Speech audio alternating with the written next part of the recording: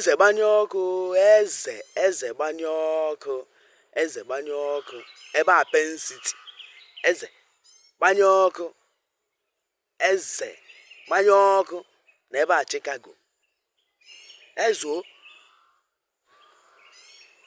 Ụmụnne anyị dịka nwaanyị na-eme ha ga ugwu Awụsa, ha ga-alụ onye Awụsa gworo, ha ga-alụ onye Awụsa nda na-ebe onye ọzọ, ma nda na-ebe anụ n'ime ahịa.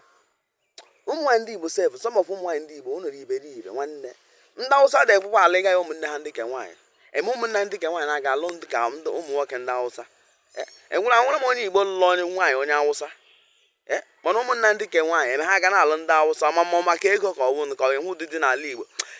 Bịa ndị ụmụ nwaanyị ndị Igbo na-alụ n'ụdị n'Igbo language o, mụ na they marry from una tribe, mụ na no they go they marry Hausa people, na they mad.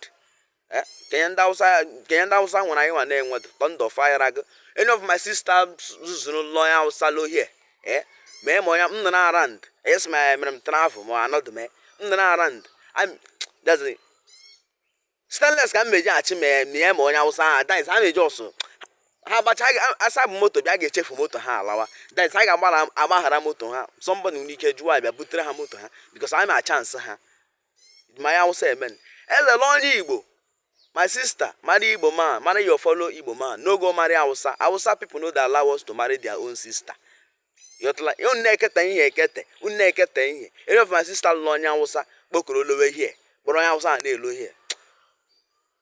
I'm achi ihe ozugbo ọsọ. I'm achịkata achịpụghị ime afọ. Look at these people o.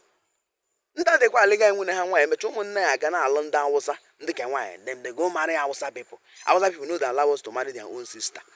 Ndị Igbo ụmụ nwaanyị say ụmụ nwaanyị ndị Igbo many of na wee kpo ụmụ ta gbafuo eze gbanye ọkụ.